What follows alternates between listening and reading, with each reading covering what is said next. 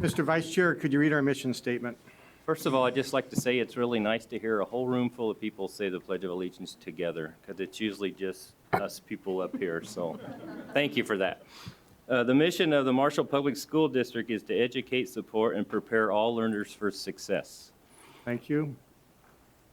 Moving on to our agenda, need a motion to approve. So moved. I'll second. Any additions? Hearing none, please vote.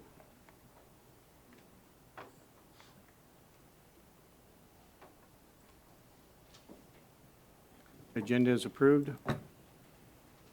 Tiger Spotlight. This week is statewide Minnesota School Board Recognition or Appreciation Week. So school districts in Minnesota are doing a variety of different activities to show their appreciation and recognition for their school board members. And I have certificates for each of you, including our student school board members. We'll take a group photo hopefully at the end of the meeting.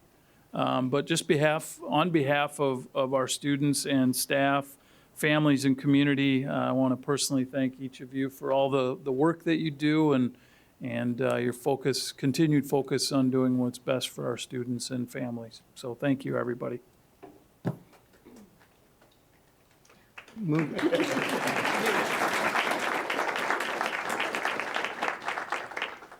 Move on now to our public forum. We ask that you limit your remarks to no more than 3 minutes. If there is more than one person in your group who wishes to address the board, please designate a spokesman. Board meetings are meetings held in public. They are not public hearings, and the board is not able to respond. Remarks must be made respectful and courteous, free from name-calling and personal attacks. Inappropriate language and booing will not be permitted. Due to data privacy laws, information concerning specific students or staff is not appropriate for this agenda item.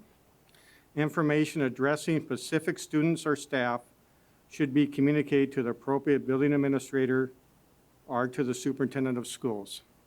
And if you'd like to approach, please state your name, and you have 3 minutes. No stampeding. And we will hold up a sign when your time's getting close. Good evening. My name is Sue Morton. I am the leader of PFLAG Marshall Buffalo Ridge. PFLAG is an acronym for Parents and Friends of Lesbians and Gays, Trans, Queers, and Plus. It has been a national organization since 1973, and we have been organized in Southwest Minnesota for over 20 years.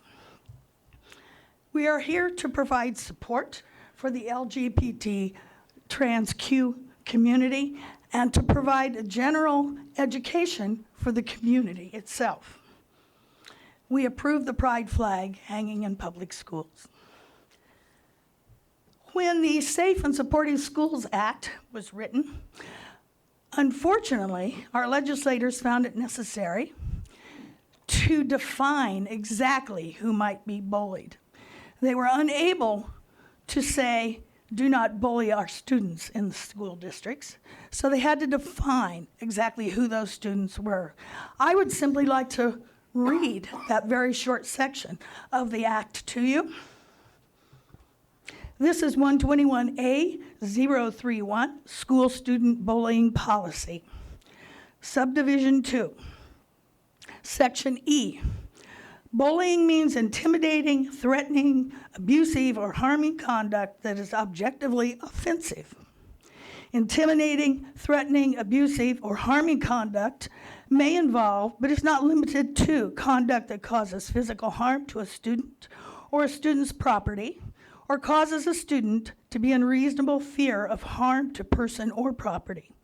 Under Minnesota common law, violates a student's reasonable expectation of privacy, defames a student, or constitutes intentional infliction of emotional distress against a student, is directed at any student or students, including those based on a person's actual or perceived race, ethnicity, color, creed, religion, national origin, immigration status, sex, marital status, familiar status, socioeconomic status, physical appearance, sexual orientation, including gender identity and expression, academic status related to student performance, disability, or status with regard to public assistance, age, or additional characteristics as defined in the further chapter 363A. PFLAG asks that you keep the flag hanging in the school. It is a symbol of hope and safety, and that you are reminded by my words tonight the importance of that hope and safety. Thank you very much for your attention. Thank you.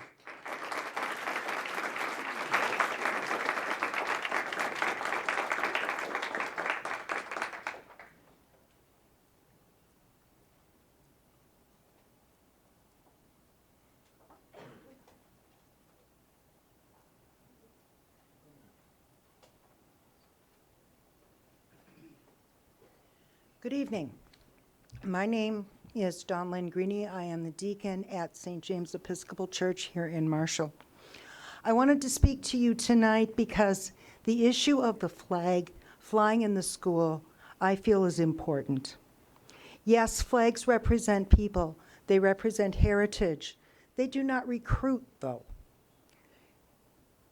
When we say that all students matter, I believe we need to mean that all students matter, and we need to stand behind that. Now, yes, I am speaking as a clergy person, but more importantly, I am speaking as a human being. And as a human being, I have no more choice over being Norwegian than I would have over being LGBTQ+. I do not feel that any student should be diminished or marginalized because of their sexual orientation.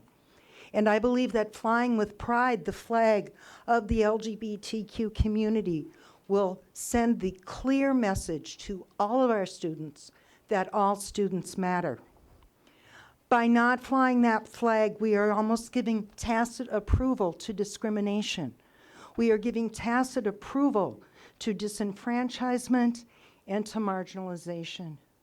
And that type of a message can only lead to giving approval to bullying. All students matter, and if we decide that we cannot fly the LGBTQ flag in our community because it does not represent the priority of the schools or the community, then my question would be, where do I find the list of the prioritization of which students matter and which don't? Thank you.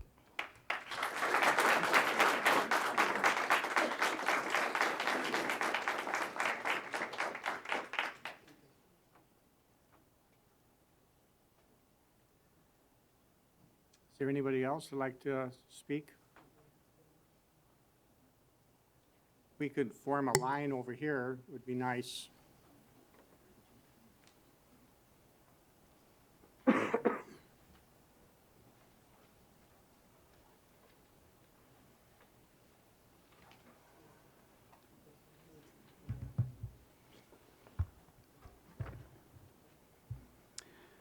My name is Don LeClair, and according to constitutional law, the public school, as an arm of the government, is to remain viewpoint neutral as to public displays. The school district is not to show preference to one viewpoint over another, but must allow a viewpoint neutral process for equal space for contested views. The debate in the midst of ourselves tonight is proof enough that this is in fact a contested issue. There are two sides to this issue. We are not haters, nor are we against individuals in the LGBTQ plus community. But you can also truly love an individual and hold a different viewpoint from them. If the school allows a gay flag in the lunchroom and allows a government-paid staff to make available laminated lifestyle cards rallying allies among the teachers for only one side of a contested viewpoint, then as agents of the government, the school is not remaining viewpoint neutral. There are no competing lifestyle flags in the cafeteria. Regardless of what might be written by a school official as not advocating, the presence of the LGBTQ flag and posters around the school does promote this lifestyle just as the presence of the United States flag promotes the values of this country. In relation to vulnerable students, we already have strong anti-bullying laws for public schools, for LGBTQ+ students, but also for students bullied for their weight, their looks, their clothes, low self-esteem, and their view on this issue. These students that I counsel who are bullied and also contemplate suicide do not see the school as being for all students, but feel marginalized even more by the preferential treatment of one group in this apparently selective inclusion project. The First Amendment Establishment Clause not only forbids the government from establishing an official religion, but also prohibits government actions that unduly favor one religion over another. The erection of only one lifestyle flag does unduly favor one religion over another. For some religious doctrines favor the LGBTQ+ lifestyle, but there are at least 10 religious entities in Marshall that have an opposing viewpoint. The school is also not remaining viewpoint neutral. When a student who sought to bring an opposing view through a petition had his view suppressed by school officials. And such an action that forbids an opposing view is by definition indoctrination and not allowed in public schools. To remain viewpoint neutral, either erect other lifestyle flags like the two we submitted in a petition to represent all students, or remove the one lifestyle flag, choosing to remain viewpoint neutral and truly communicating a concern for all students. Thank you. Thank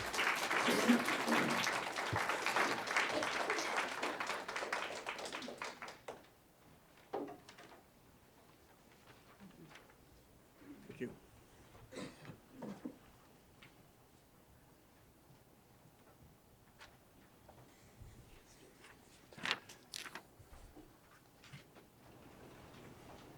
Good evening. I'm Bernie Wang, a retired pastor in town. And I know there are many good, well-meaning people on both sides of this issue that have different opinions and perspectives. And on this issue I'd call sexual identity, which is to normalize and force us to accept, embrace, and promote lifestyle choices. And I can understand where some of you are coming from, because maybe like me, you have a family member who is living a gay lifestyle. I have a nephew who is married, had a son and a daughter, successful business, and he suddenly decided that he was going to leave it all for a gay lifestyle. And I watched an interview with Beckett Cook, who is an author of a book called A Changed Affection. He lived a gay lifestyle in Hollywood for 20 years. He despised Christians. But then a friend in a coffee shop invited him to church, where he heard the gospel, received Jesus Christ. He became a new creature in Christ. He left his old friends, and he left his gay lifestyle. I read last week in our local paper that attempts are being made to make it illegal to try conversion therapy on ones who are caught up in a homosexual lifestyle. All of us struggle with two questions in life that are very important. Who am I? And why am I here? And I believe that our children in the middle school ages are the most vulnerable with those two questions. You know, I've spent my life preaching the gospel to help all of us find our true identity and purpose in Jesus Christ. You know, God established his order and purpose for all human beings at the beginning of creation. He created us male and female in his image, and he's instructed us to have dominion over all things created. He said for one man and one woman to be joined together in holy matrimony to multiply. Whenever we go against God's preordained purposes and order, we find ourselves suffering the consequences. That rainbow flag stands for and promotes an agenda in our culture. It promotes a systematic undermining of biblical morals and values. It seeks to silence all dissenting voices. It seeks to trump the rights of all other groups, especially people of faith. It seeks to normalize homosexuality, same-sex marriage, and a transgender lifestyle. In my opinion, that flag is dividing the family, the church, our community, and our nation. It confuses our children and further alienates them from their other students. Our youth are all crying out for love and acceptance, but not this attention of sexuality and its false identity. This overemphasis on sex is a crux of the problem, but Jesus and his love and acceptance are the solution. I would ask that we go back to flying the flags, like the ones behind you, that identifies who we all are. We are all Minnesotans, and we are all Americans. We should take pride in those facts and celebrate our state, our nation, and the privilege we have to be educated in Marshall Public Schools. Thank you, Bernie. I identify as a believer in Jesus Christ, and I find you. my identity in Thank you, Him, sir. my Your worth. Time's up. All Thank right. you. Thank you for listening to my Yeah. perspective and opinions.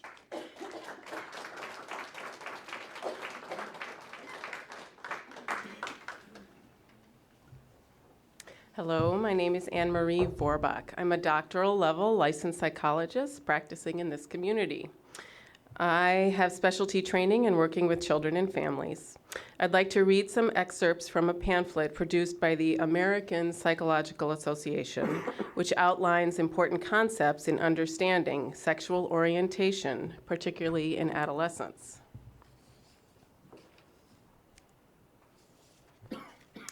Lesbian, gay, and bisexual orientations are not disorders.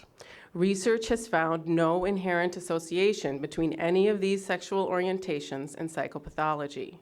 Both heterosexual behavior and homosexual behavior are normal aspects of human sexuality. Both have been documented in many different cultures and historical eras.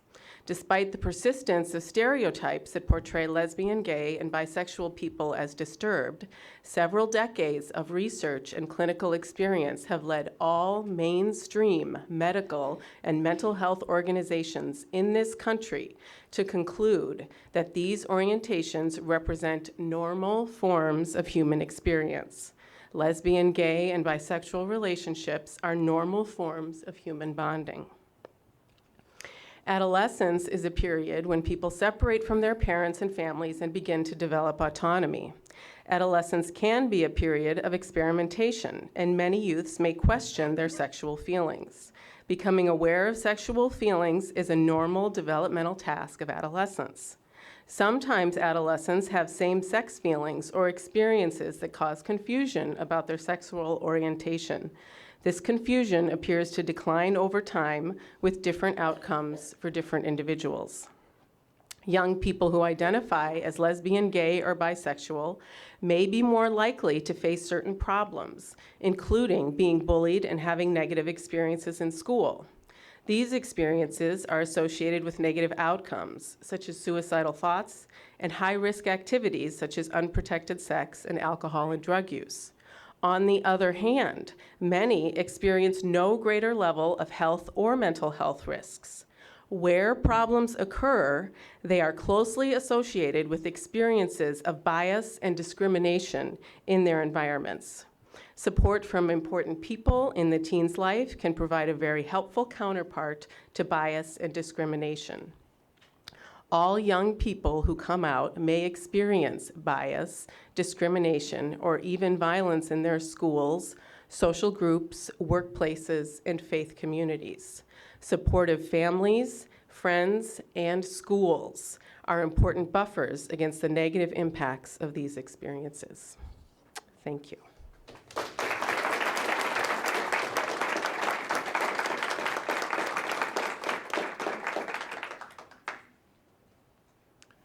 My name's Scott Fuller. I'm a pastor at First Lutheran, and standing at a podium in front of a microphone, I think I'm going to preach.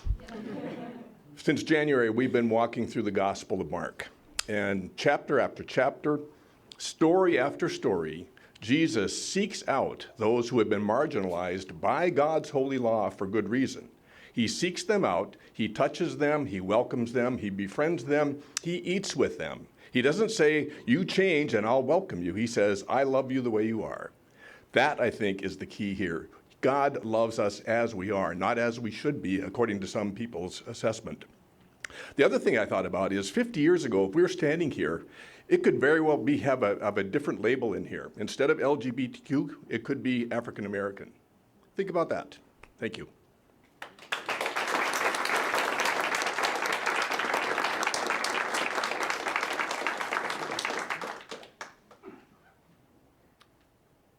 Hello, my name is Chris Olson, and I'm here to talk about the pride flag.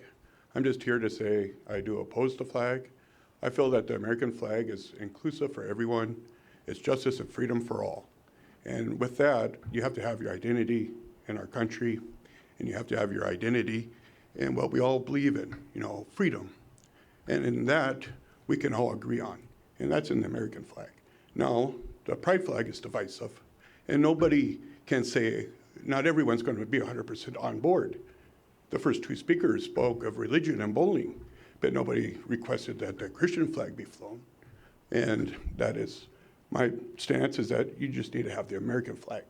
And that's been standard forever, and that is sufficient for everyone, because if we don't have, division divides us, and the pride flag divides us. And then lastly, Jesus did say in Matthew, he forgave people, but he also said, sin no more. And it wasn't that he loves everyone, but he doesn't condone sin. He asks you to sin no more. But anyway, I just feel that in my heart that you can't have enough flags in the school. I mean, you're going to have a tapestry of flags. You got the Gadsden flag and every other flag. You cannot stop it, right? I mean, who's going to say whose flag is flown? You can't ever appease everyone. And you could never fly a Christian flag because this ACLU would stop you in a heartbeat. And how is that fair to me? Isn't that what we want, is to be inclusive? And to have the inclusive and love of this country is to be united together in the American flag. Thank you.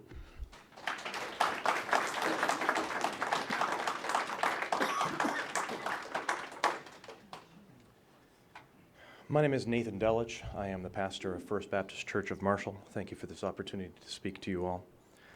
The members of First Baptist Church want God's love and truth to be very clear in what we say and what we do. We love God because he loved us first and has done so much for us through his Son, Jesus Christ. Jesus himself teaches us to love all children through the example of his life. When adults found children inconvenient or noisy or just in the way, Jesus said, "Bring them to me," and he blessed them. He names himself the protector and the avenger of all the helpless, and especially of children. We want to follow his example of love through the truth of his word, the Bible. One way in which we love our children is by protecting them. For instance, when a child is running toward a cliff, we also run to stop that child. We train them to obey a shout to stop. We teach them to recognize the danger of heights. We build fences. You see, a child is born not understanding these dangers. Sometimes with more experience and more wisdom, we have the opportunity to teach them, so they have the opportunity to grow into that wisdom and experience themselves. God's instructions in the Bible are much like this for us, because we are all children compared with his wisdom and experience. He warns us, for instance, that stealing is wrong, that lying is sin, that murder is terrible and a crime. Virtually every lasting society recognizes these simple truths as among the things foundational to prosperous and peaceful community. God's word also teaches that from creation, his plan was one man with one woman. When he sees the people he loves, for he loves every single person, no matter what they believe or do, his love reaches all. When he sees them running toward a cliff of disobedience, his desire is not vengeful judgment. He wants to stop us from running off the cliff. This is why we as a church plead with you to rest in God's wisdom and remove this flag and its influences from our school. Thank you.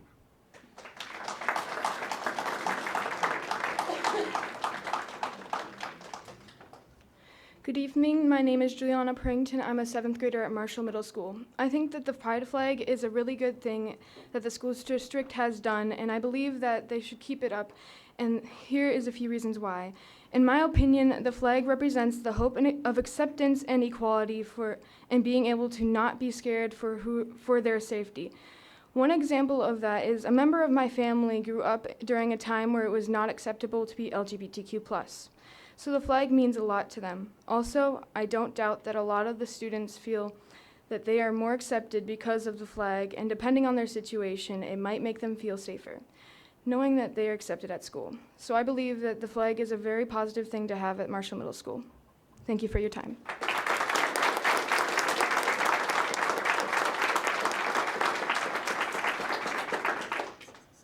Hi, my name is Ellie Lewis. I am a 7th grader at Marshall Middle School. I respect the pride flag because it shows respect to others who are in the LGBTQ plus community.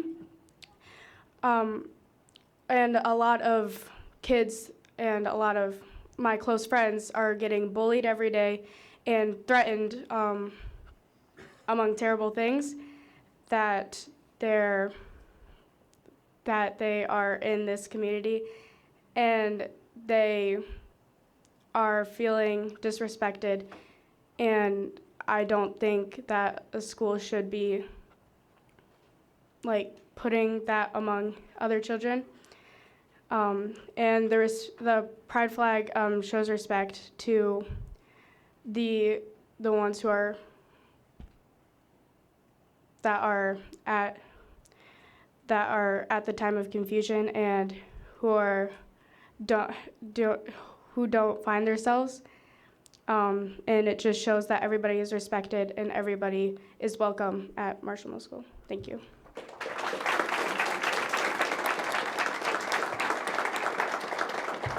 Hi, I'm Anna Rose. I'm a sophomore at the Marshall High School, and I stand in support of the flag.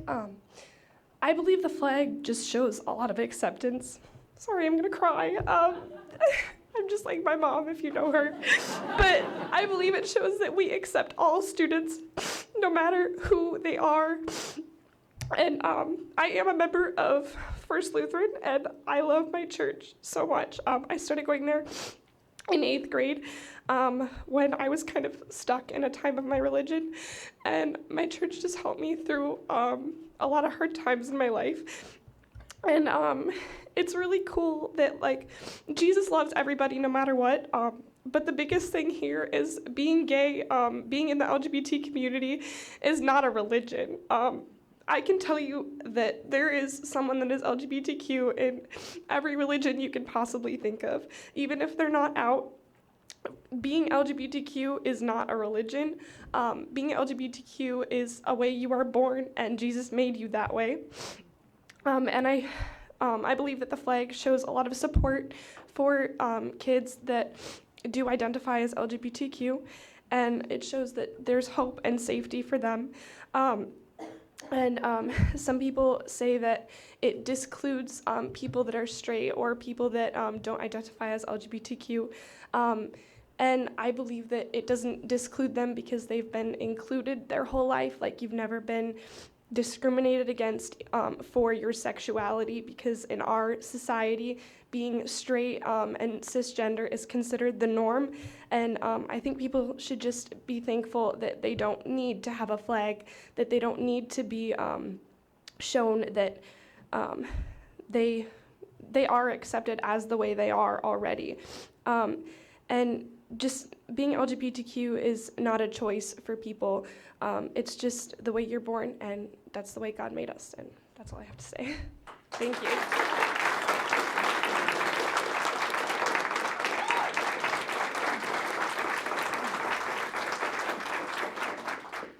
Good evening. My name is Mohamed. I represent the Muslim parents and students attending in Marshall Public Schools. We want to make clear to everyone that we are not against anyone or any group, including LGBTQ, nor do we want to impose our values on others. We also want to communicate to Marshall school board members and administrators that we are upset and dismayed by the display of LGBTQ flag in the cafeteria at the middle school.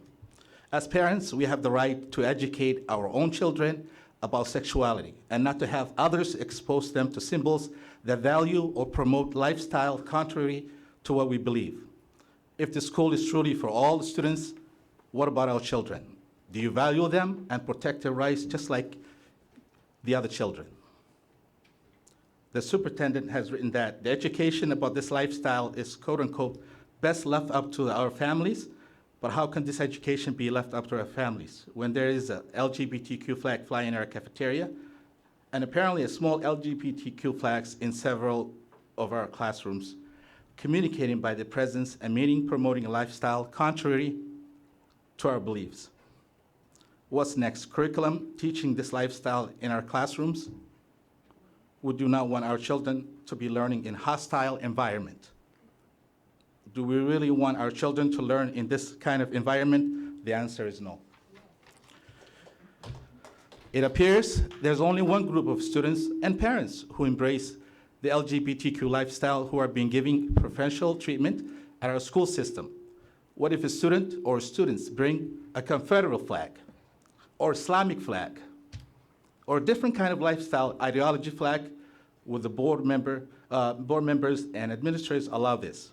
This is not fair and not consistent with your claim that you are for all students. We are very upset about this. We feel our values as parents are being ignored. As elected officials, you have a duty to protect all children's rights, including our children's rights, and not favor one group's rights. All of us here in Marshall highly value diversity, but oppose discrimination of any kind, including discrimination against the LGBTQ. Please do not protect one group's rights by violating another group's rights. Please do what's right, removing LGBTQ flag and any other flags from our school properties, and keep the USA flag that unites us all. Thank you.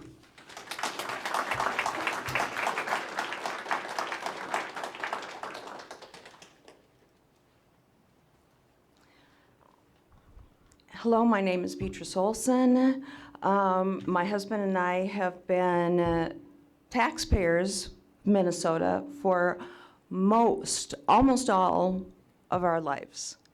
And as taxpayers, I would like to say that we support having the US and Minnesota flags fly.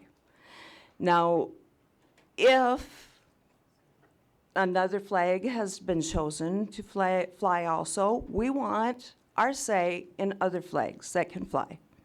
Now, that would be because our parents, grandparents, uncles, brothers have been in the armed forces. We want those flags flown also, because those mean a lot to us. They have died in the service, and we want those servicemen who have died for the freedom of these LGBTQ people. We want those men and women to have their flags flown. And we want the children in the schools. We want those children to see those flags every day and to ask, what is that flag?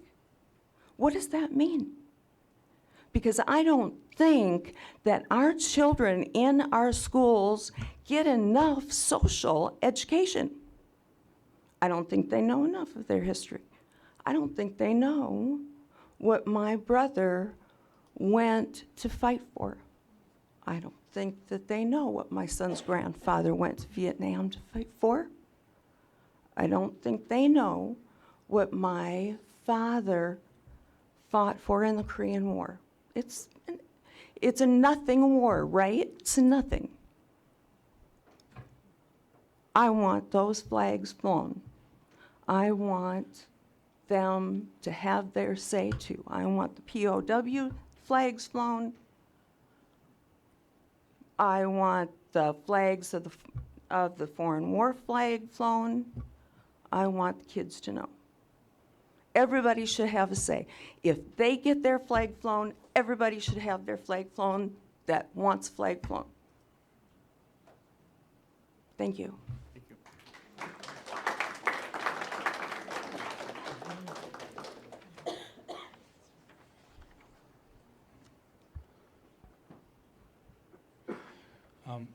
Lyle French, greetings to the board. In Luke 17, 1 through 3, it says, "Things that cause people to sin are bound to come, but woe to that person through whom they come. It would be better for him to be thrown into the sea with a millstone tied around his neck than for him to cause one of these little ones to sin. So watch yourselves." I had two friends that were homosexual, and one of them is now dead, and he died at the age of 42, which is about the lifespan of a homosexual. And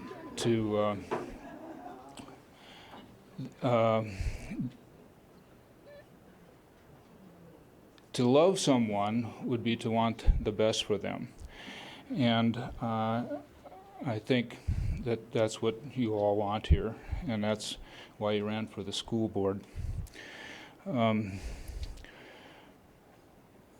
I have a responsibility as well in all of this, and the Bible tells me to, first of all, that requests, prayers, intercession, and thanksgiving be made for everyone, for kings and all those in authority, that we may live peaceable and quiet lives in all godliness and holiness.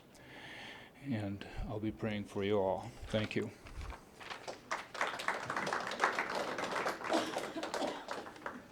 Hello, Ashton Blomberg, for 8th grader at Marshall Middle School. I'm a student at the middle school. I try to present an opposing viewpoint in relation to the one lifestyle flag hanging in the school cafeteria. I did this through petition. My petition was taken away by a teacher and given to the principal. I have asked this principal 3 separate times to get my petition back, and it has not given back to me yet. After not getting answers on the petition that was taken away, I decided to get some flags that would represent me and others so we could feel included in our school. I handed out flags to different students to put on their lockers. We fastened them with multiple pieces of tape to prevent them from falling off. They were up for 2 blocks, and after recess, we found out that a teacher from the 8th grade wing had taken them down, opened our lockers, and placed them in our locker without our consent. After realizing they were taken down, I started to ask who did it and found out it was a teacher and asked why they were taken down. The response I got from her was that it was a danger to me and other students in the school. I feel my viewpoint has been suppressed by school administration and other teachers. Thank you.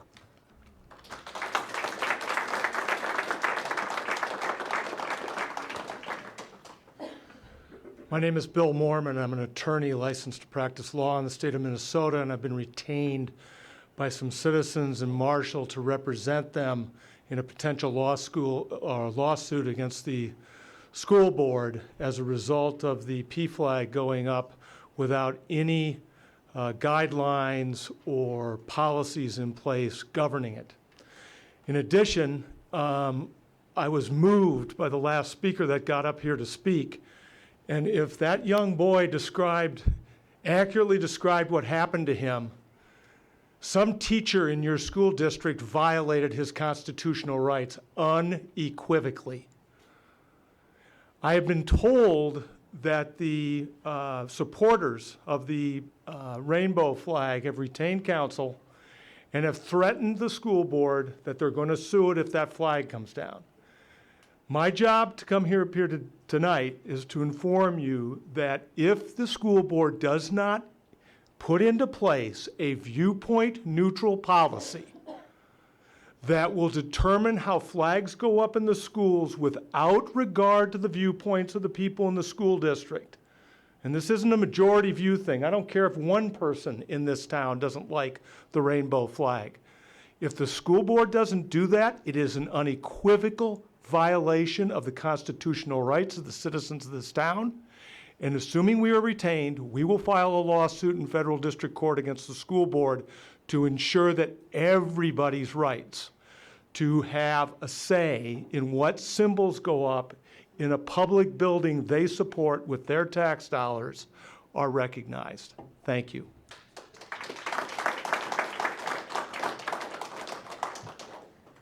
Hello again, all you beautiful school board members. Someday, this won't be a topic of discussion, and this room will be back down to the 4 people you usually have to work in front of. So I'm happy that you're here and you're putting up with us. I'm Anvil Tizen. I'm a pastor in Marshall at the Presbyterian Church, and there's a few things that I want to clarify for the people listening today. The first is that the LGBTQ pride flag is not a lifestyle flag. A lifestyle flag is flowing the Green Bay Packer flag in my front yard. That's right. I'm a Packer fan. That is a lifestyle flag. For those who identify in the LGBTQ plus community, it is not something that they choose one day to live, choose the next day to not. It is a valuable part of each and every one of their identity. And if someone would like to understand more about why lifestyle is not an appropriate descriptor for this flag, they can call me anytime. The second thing I would like to clear up, and I'm speaking predominantly to the LGBTQ plus people in this room, I am sorry to tell you that what you've been told about Jesus fixing you is not true, because this cannot be fixed. It is not something that needs to be fixed. This is not something that is broken. This is not something that is sinful. And for those of you who have been told that your whole life by the church, I am truly very, very sorry. And the last thing that I want to say is there's been a lot of talk about rights, a lot of ideas floating around about this flag is discriminating against me because I don't identify with it. There's also been a lot of talk of freedom of religion. And I want to clarify something about freedom of religion as well. It is important. It's very important. But let's be clear what freedom of religion means. It means you deserve to be protected from discrimination based on your religion. It does not mean you deserve to be protected to discriminate against others because of your religion. It's that simple. Thank you for this flag being up. Thank you for engaging in these conversations, and thank you in your work for protecting all the students in the Marshall School District. God bless you all.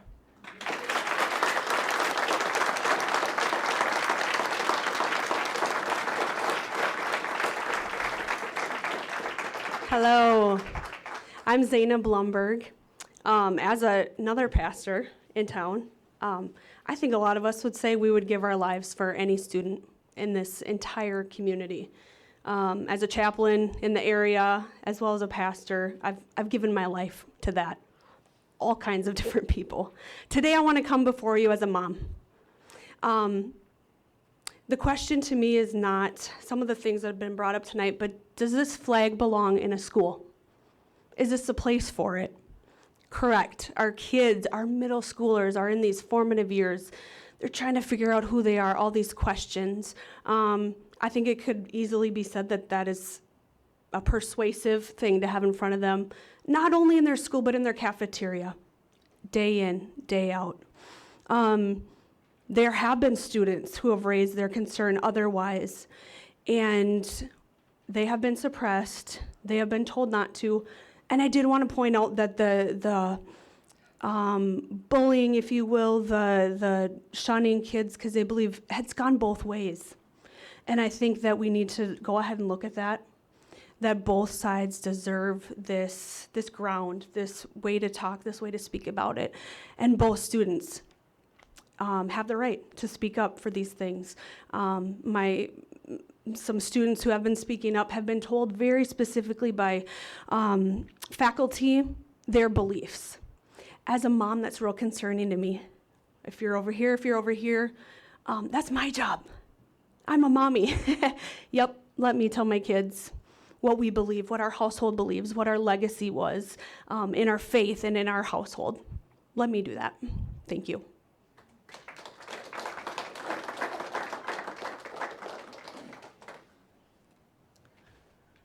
Hi, I'm Kerry Albert. I am the GSA, is called the Gay Straight Alliance. I'm the advisor of that at the high school. And I had a lot to say, but I'm going to shorten it right down.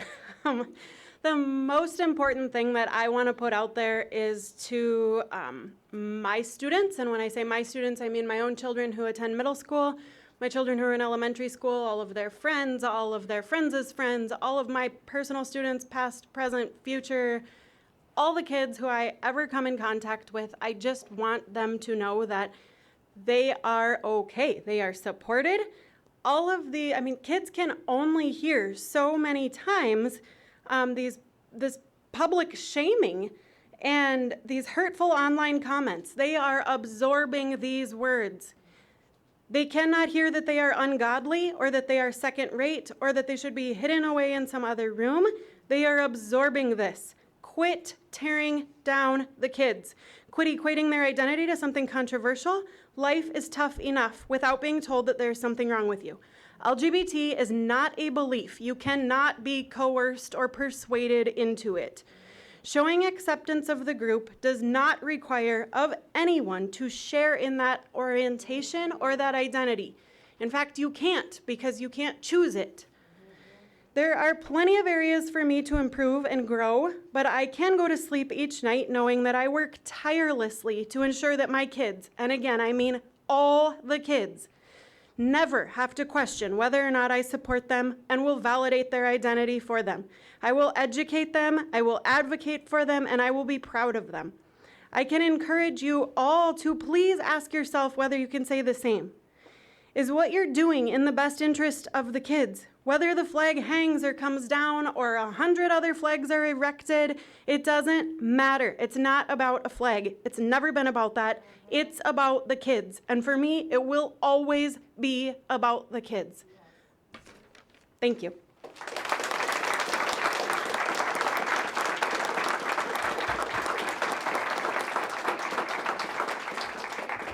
Hi, my name is Devon Palmer. I'm a senior at Marshall High School. My concern number one, it has come to my attention that there are those who believe that this flag is a violation of Title IX, which states that no person in the United States shall on the basis of sex be excluded from participation in, be denied the benefits of, or be subjected to discrimination under any education program or activity receiving federal financial assistance. It is viewed as though the straight kids are being denied the right to express their sexual preference through a flag of their own. However, they seem to forget that the societal default of sexual orientation is heterosexuality. They have always and will always be included. Anything else is not always included. It was also stated that straight kids are being subjected to view the LGBT flag and are being excluded from a project that was launched. Until the societal default changes, the heterosexual orientation will always have an inclusion, unlike homosexuality. Concern number two, it is also believed that this flag being posted apparently coerces the conscience of students towards accepting a lifestyle that is deemed unacceptable in their eyes. By forcing the students to accept the LGBT lifestyle as normative, no one is asking anyone to accept the community. The very least of our hopes is toleration. If you are unwilling to accept the supposed lifestyle that we live, then at the very least, tolerate it. All this community wants is to be able to live their life just as our heterosexual counterparts. And that is a nationwide issue, not just in the small town. That flag is a representation of not only our community, but our continued relentless fight for the basic human rights and perceptions we all deserve. The supposed LGBT agenda that is accused of in this district is not an agenda, but a persistence to keep all the students that you promise to educate, support, and prepare feeling safe and represented. It was continuously stated in a letter and in this meeting that this lifestyle is a choice, and that other choices need to be represented. The Inclusion Project was launched on the basis of making students feel included on groups and ethnicities they did not choose to be in, but were proudly born in. Sexual orientation is not and will never be a choice. As soon as that is passed as fact, then we can progress. It has also come up that the flag may be persuasive. If students knew of the history and the fight with this flag, maybe it wouldn't be seen as persuasion, but of a symbol of bravery. Maybe LGBT curriculum should be brought into conversation. Thank you.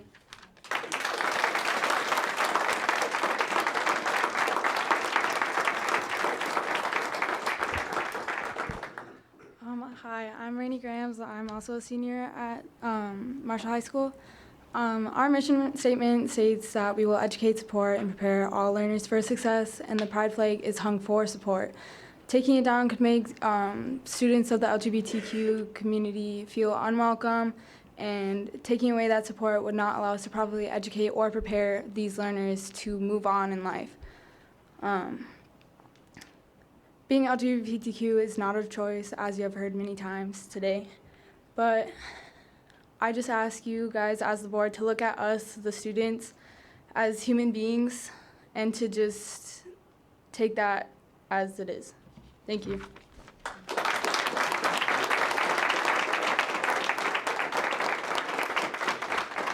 Hello, I'm Dolores Williams. I'm here again. I was just going to sit tonight and listen, but I'm a parent of a child that attends Marshall Public Schools. So what I heard tonight, I'm hearing fear. I'm hearing the need to want to control what's happening in our schools.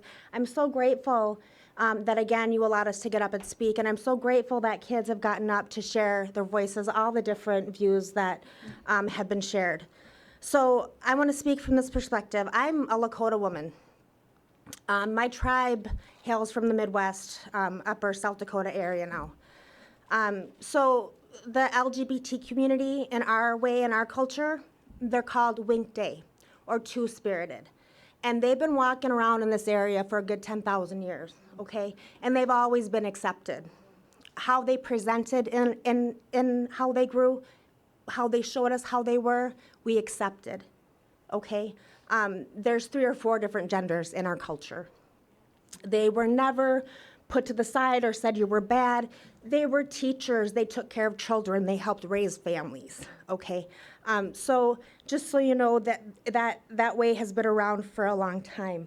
And I want the children in the school system to know that there is acceptance, love, and understanding. To be part of the LGBTQ community, it's not a lifestyle or a choice.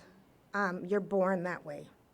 Bottom line, there is biological evidence, there's psychological phenomenon that supports that.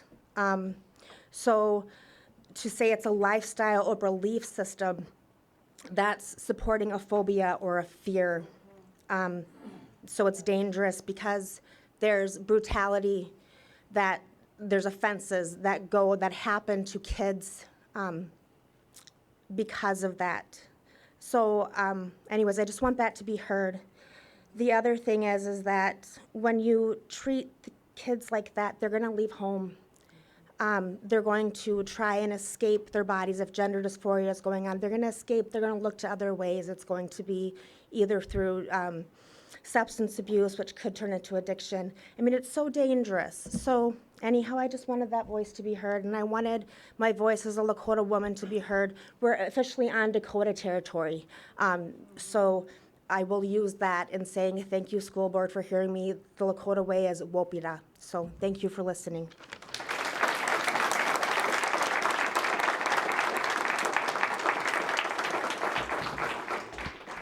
Good evening. My name is Jeff Kolnick, and I want to thank you all for hearing us and for your service.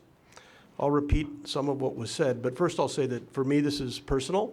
There are people very close to me that this would have a very damaging effect on. And so this kind of problem isn't going to go away, as an earlier person mentioned. I think at some point we won't be having these conversations anymore, I hope, because we'll accept all the people who live among us.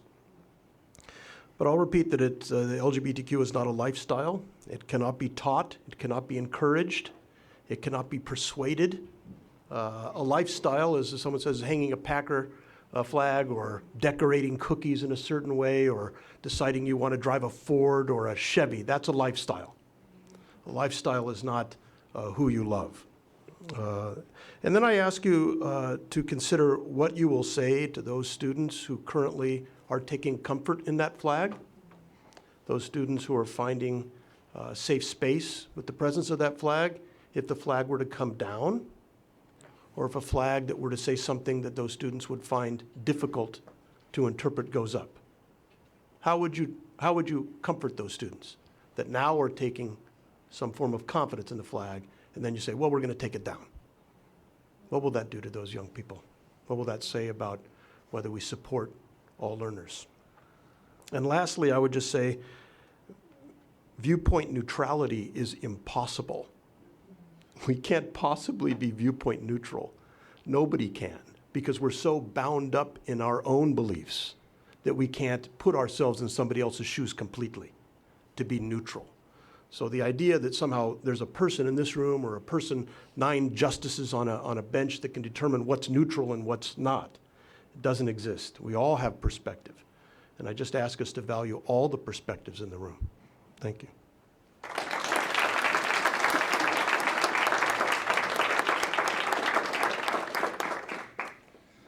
I have a letter here that was written by my wife. Sir, state who you are first. Oh, You should James know that. Lozinski, sorry.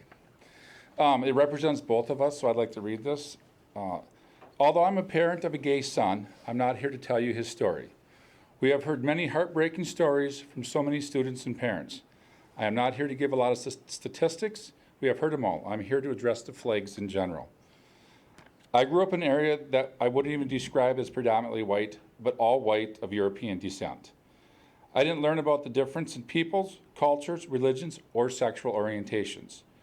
Everyone looked the same, acted the same, believed the same, and if they were different, it surely wasn't talked about. When we chose to raise our family in Marshall, one of the things I loved about the area is the diversity that surrounded us. My children had friends that came from all over the world. They have been able to learn about different cultures, different religions, different traditions. They have been exposed to and gained an understanding of so much more than I did as a child, and so much better for it. They grew up not caring about the color of someone's skin, which church they attended, or what anyone's sexual orientation was. So when I look at the flags as a whole, I think it's an amazing visual representation to the students of what our community is made of. If I was a student who looked up and saw a flag to represent me, I'd feel acknowledged. I feel like a piece of the pie that makes up our student body. Statistically, 1 in 10 people fall into the LGBTQ plus category. That's a lot of students represented by a simple flag. And as a board, you have been elected to represent the best interests to our students. This is something that needs to be acted upon by you. But if you can make one student feel welcome, one student not afraid of themselves, one student know that things will be okay because they belong, prevent one suicide, that decision should be a simple one. Thank you for your time.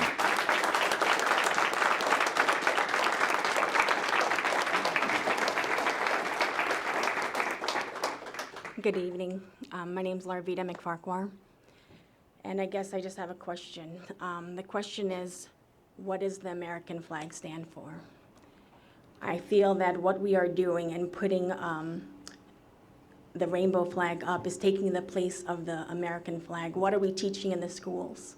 If we are teaching acceptance, what our American flag really means, to accept everyone. I grew up in Marshall. I was basically the only one of color. I did have a family member that was gay in Marshall. I do have family members that are transgender. The acceptance is of what we are to accept is the American flag. We do not need another flag to promote or to show that we are accepting people. I guess I'm confused because I thought that's what America was for, to say that we are accepting everyone in here. When you see the American flag, that's what you should stand for. That's what you should know is what you belong to. We are all one. Our problem nowadays is we are separating people. I don't like you because you're this, so I don't like you because you're this. That's not what America stands for. And we should be teaching that the American flag is accepting for everyone to come into. Yes, people have been hurt.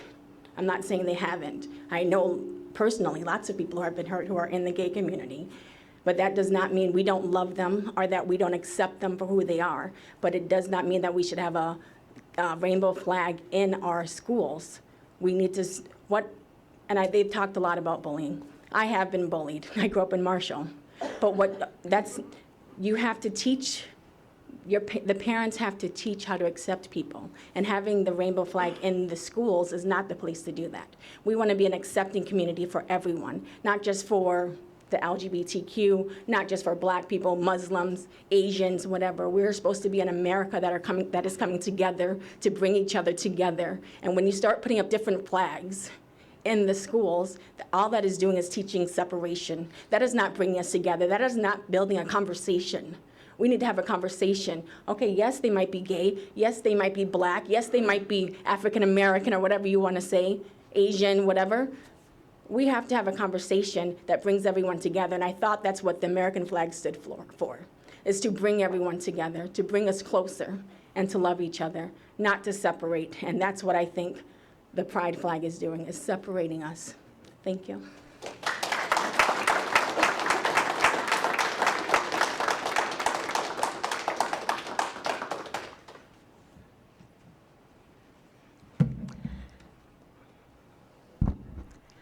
My name is Kathy Jones, and I'm in the Marshall School District. I don't have a daughter in school now, but I did many years ago, and for different issues, not for LGBT issues. She went through a lot of difficult years and teasing, and I want to say that one of the bright spots in her years was the support and the acceptance of her principal, which was Bill Swope. That small thing, that accepting her for who she was, made a huge difference to her and to us, and we remain grateful for that. I bring that up because that's what I think the flag does. It's just a small thing. Bill probably doesn't even remember that because he treated all the students that way. But to us and to her, accepting her the way she was, that small thing made a difference. That's what the flag does. It's a small thing that says, we accept you the way that you are. Little things can make a difference and help a kid get through their lives. I also want to say something about lifestyle. A lot of people have been talking about the fact that, you know, this flag is a lifestyle flag, and others have addressed that. It's not the rainbow flag is not a political flag. It doesn't represent a particular organization. It doesn't represent a particular party. It doesn't represent a particular church. It represents an identity. That's all. It's an identity. It doesn't promote a political cause. I mean, people may have political views with that flag, but there is a mix of views for people that identify with that flag. I think that that lifestyle is, as many people have pointed out, is not what the flag represents. It simply represents who a person is. I am a straight woman. That's not my lifestyle. I actually don't know what my lifestyle is. Boring, maybe. But that's all it is. It's just who we are, and it's who a person is. Another thing I want to respond to, several people have mentioned divisiveness, and I think it can be seen in another way. A student can look at that flag. Every student in the school can look at that flag and say, I'm in a school that accepts people who they are. I'm in a school that cares about everybody being safe. I'm in a school that recognizes everyone, whoever they are, and accepts them. I'm glad I'm in that school, and I'm glad I'm in a district that can do that. Thank you.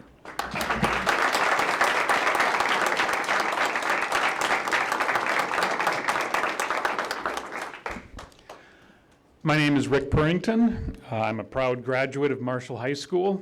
I'm a parent of 2 daughters who currently attend Marshall Public Schools. And every day I'm grateful for the wonderful teachers they've had, the strong education that they've received. And I've been a high school history teacher for the last 21 years, and I'm honored to tell people that I teach at Marshall High School. I'd like to address real quick the legal arguments. I think it's important to remember that the pride flag has been allowed to fly in public spaces. In Iowa recently, a district court ruling found that pride flags are allowed to be displayed in public buildings and settings. 2 years ago, a federal judge threw out a lawsuit calling for pride flags hanging on Capitol Hill to be taken down. In his 21-page ruling, the U.S. District Court judge said the lawsuit had no basis in law and the flags were allowed to hang.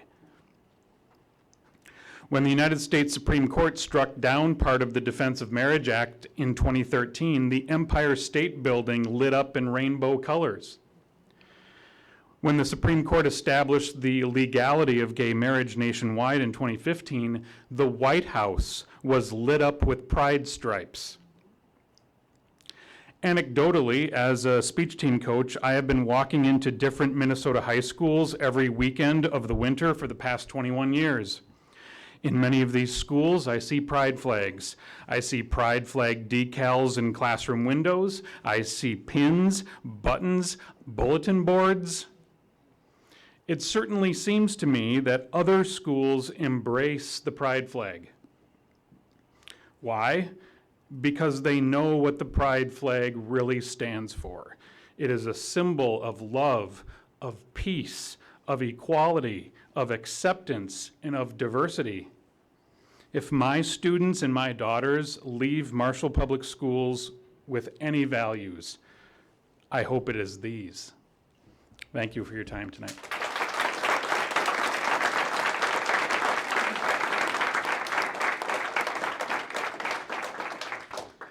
I'm Darwin Dice. I have a student that lives with us that comes to the Marshall High School. But recently I read an apology someone made, and it felt appropriate to bring a similar but individualized statement given what's taken place in our community right now. So to all my friends, known and unknown in the LGBTQ community, especially the students in our schools, real human beings who often face teasing, intimidation, exclusion, and clever schemes by people claiming to be called by a higher purpose, please accept my apologies for them, as they wield religion like a weapon. Please accept my apologies for those that seem to forget a universal calling to love one another. Know always that you are loved and you are good. For that matter, may each of us in this room, community, and nation allow great love to sink into head, heart, and bones, and then we can find a way to walk with one another with gratitude and compassion. Thank you.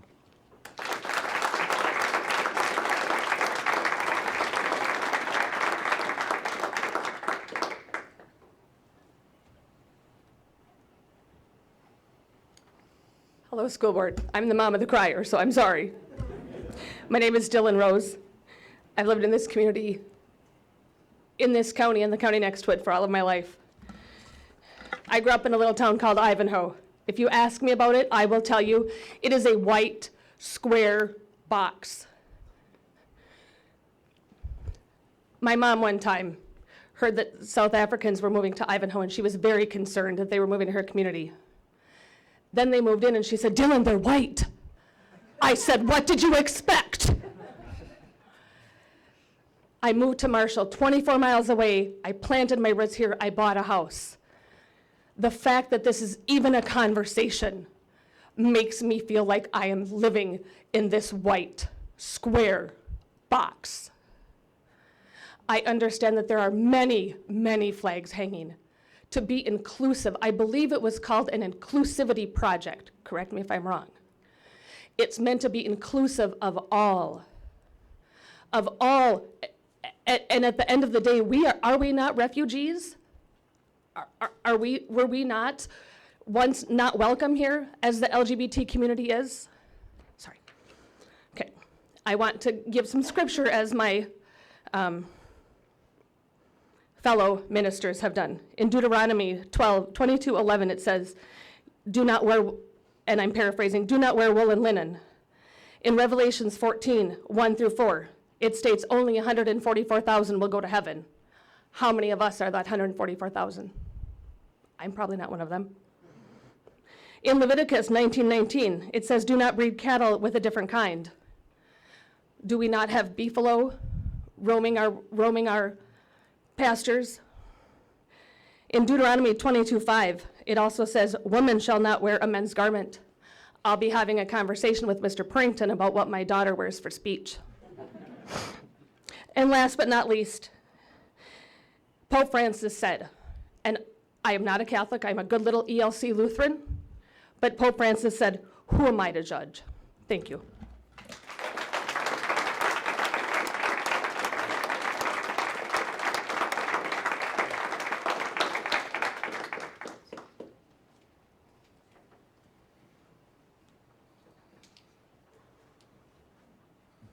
Hi, I'm Bruce Thogstead. Sorry, this is a tough topic. I wasn't going to speak tonight either, and I'm trying to figure out what we all got in common. And what to me it boils down to is what's on the wall: educate, support, and prepare all learners for success. All learners. And Bill Swope helped my 3 kids as they went through these schools, and a lot of you have, and I thank you for that, because you cared for them. And you made them feel included. And when I look at this, and it's been said already, what I don't understand is how an inclusion initiative can pick and choose.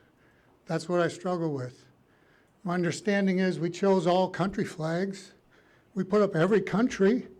We didn't just put up the marginalized ones. We didn't just hang 2 and say, why'd we pick those? Well, because those countries were marginalized. So we're going to focus on those 2. Well, how would that make every other kid from every other country feel? probably excluded. And that's my only point. We say all learners. Someone said 1 out of 10 are in the LGBT community. I agree, probably right. I haven't looked it up. But that means 90% are excluded from that side. So how do we, as leaders, because I think this is a challenging part for all of us, as leaders, how do we make sure, because I think it's the one thing we all have in common, is that we support and prepare and educate all learners for success. And how do we do that? And I would argue one flag doesn't do that. The first speaker said race, color, creed, all those things, right? Maybe we should have every race flag, every creed flag, I don't think a flag solves it. I think it's about how do we figure out how we work together to educate, support, and prepare all learners for success. So, thank you.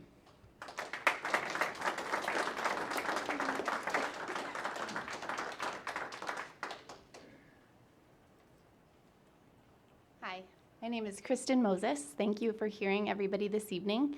I stand in support of the pride flag being hung in the school. My children will eventually be coming through the school system here, and it's important to me that I stand up for a school that includes everybody. Something that I'm trying to teach my children right now is that when something good happens to somebody else, it doesn't take away from you. When something good happens to something else, it only builds a stronger community. So I ask that you continue to support these kids, to support all kids, and to remember that a pride flag is not something that takes away from any group that maybe doesn't identify with it. Thank you.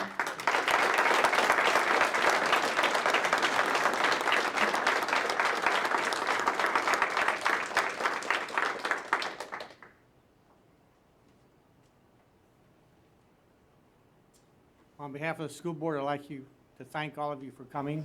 We're going to take like a 3-minute break before we continue our meeting if you want to leave. Thank you.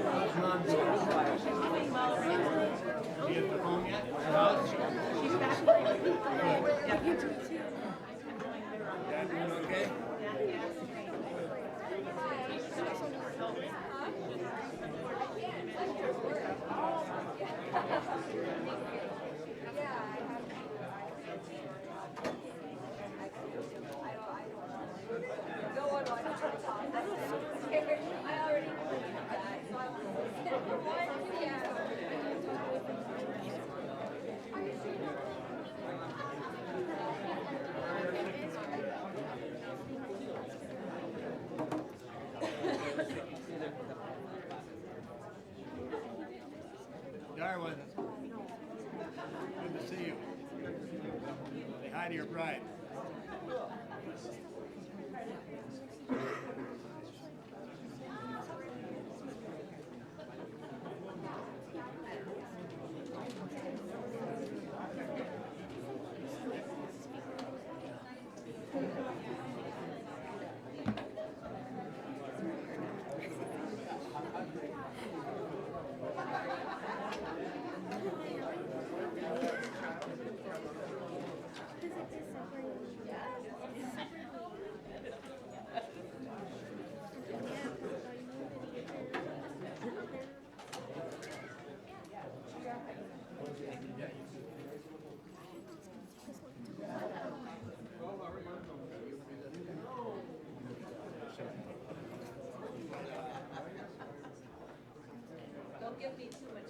One of my shining stars. One of my shining stars.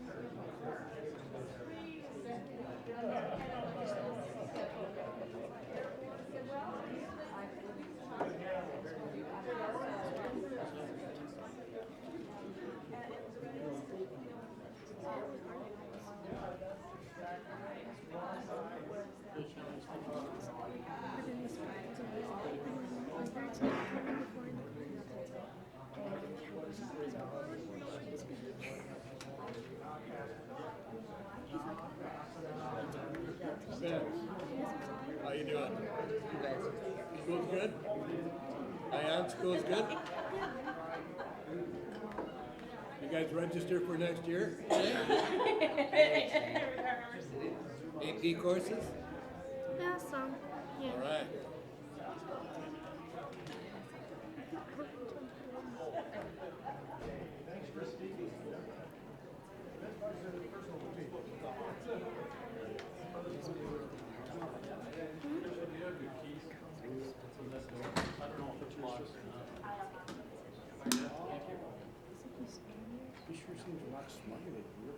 Well, which door? Door and door up. I've never seen you. Right. I don't know mine. You can remember though. Something like that. Just You guys all locked out now? make it up as I go. I wonder how Erin is as a boss anyway. She's like, awful. Oh, there you go.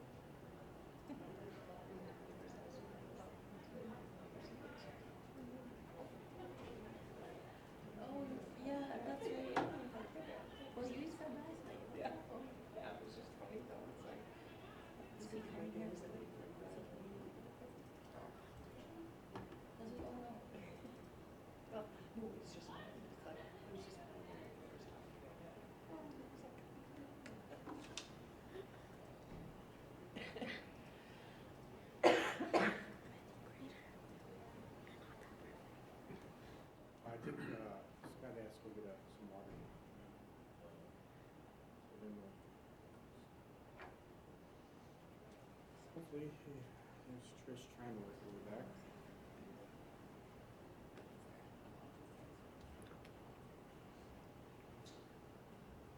Sorry to keep you waiting.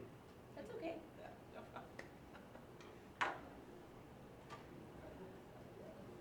How far were you two apart in school? What year did you graduate, Michelle? My brother taught her. And I was gonna say, because you and, Yeah. Yeah. you and I are much And older art. than Amanda, Yeah. unfortunately. Yeah, Sarah and I would say. Yeah, we graduated together. 91. 90. 2001. Exactly. We figured that out the other day. It was like, she's much, much younger than I am. Was she kind of wild like you were, Michelle? What was that mean? I'm talking to What Michelle. did you ask? Kind of wild like your brother. Yeah, wild like my brother. All right, we'll get the meeting going again. We'll move on to our presentation, American Indian Education. Welcome. Thank you.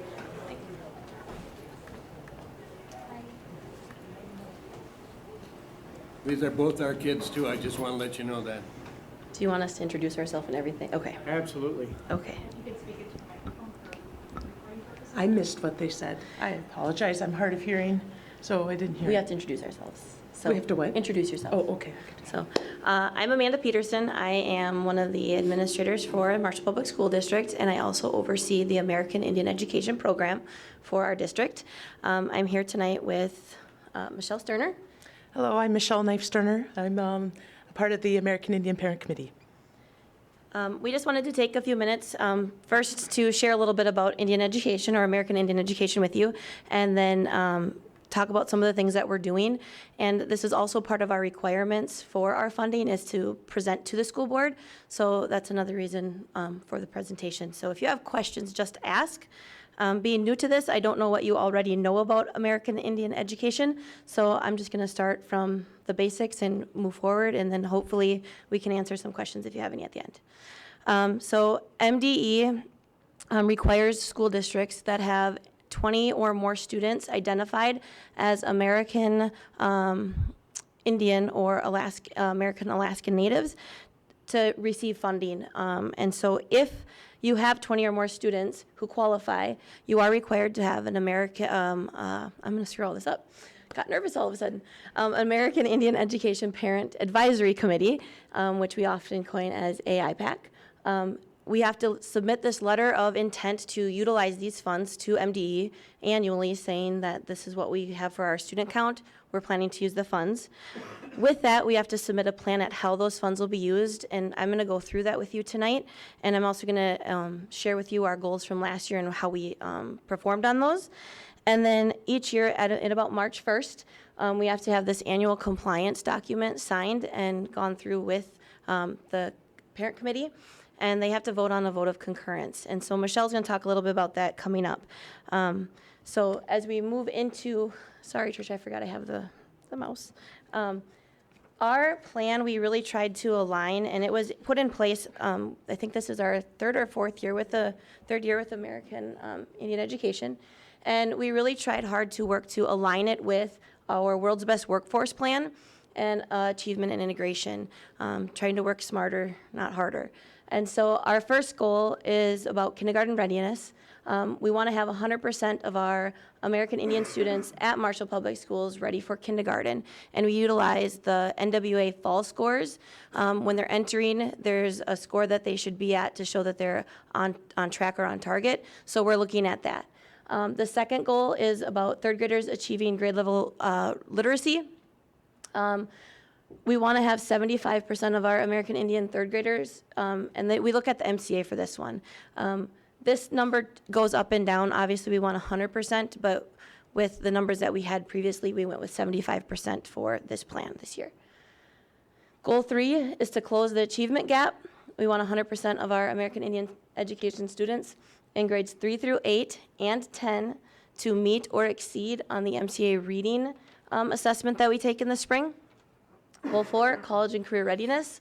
100% of the American Indian education students in grades 12 will indicate that they feel that they are college and career ready. This is based on the career readiness survey that they take at the high school level. And then our 5th goal, we want all of our Indian education students to graduate from high school within 5 years. So we took our World's Best Workforce Plan and we really tried to look at that with our our achievement integration plan and tried to really coincide that with what we're already doing to help our students. From this plan, we've allocated the fundings for different avenues. Michelle's going to talk about some of those, but I just want to quickly go through this with you. Keep in mind, we have a very small population of kids, so sometimes in some grade levels, for example, last year, we had 0% of our graduation goal met because we didn't have any seniors last year. So sometimes our data gets a little skewed, but it's our ultimate goal to get all of our kids to these different points wherever they're at. Last year we had 2 American Indian education students in kindergarten, one of which was based on that assessment showed that they were ready for kindergarten. This year, as we looked at it this year, we actually have 100% because we already took this one and we know this. So we improved there. Last year, again, we were at 50%. Our goal is to have 100% of our third graders reading at literacy level. We were 2 of 4 students in third grade. To close the achievement gap, the reason why we focus on 3 through 8 and 10 is because that's what the MCA test, that's the grade levels that they take that test at. We're not trying to exclude any other grade levels, but we take it at this level. And so we did have an increase on the number of students from the spring of 2018 to the spring of 2019 last year. So while there were some, obviously as kids move to the next grade level, there were some new numbers in there, we did see an increase, which was great. 100% of our students in grades 11 and 12 indicated that they feel like they're college and career ready based on their survey. So we're reaching out to them. You'll see with some of the fund use that we really focus on helping our American Indian education students complete the FAFSA if they need help with that, taking college visits, going on college tours, having our counselors reach out to the college diversity programs, and really getting those kids an opportunity to see what they can do. And so our students are feeling like they're ready for that. I'm going to add one piece.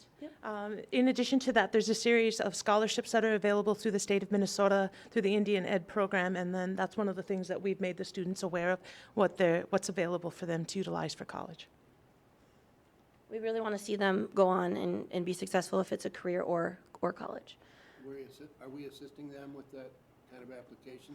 Yep, we're sending them out, and we have that anyone from the parent committee can help, or Chris Tauken is the counselor at the high school specifically that really oversees and works closely with me with them. Yep. Right. And so if we have kids, we send things directly to them and really encourage them to come and visit with us, or we try to make it a point to talk to them about it as well.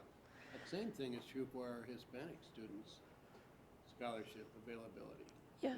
I don't think they're aware of. The University of Minnesota is one that has an exceptional scholarship program for Hispanic and American Indian students. I'm not familiar with the Hispanic part, but I know for sure with American Indian, especially with the University of Minnesota Morris. And then, like I stated earlier, we had 0% on this one because we didn't have any seniors last year. So.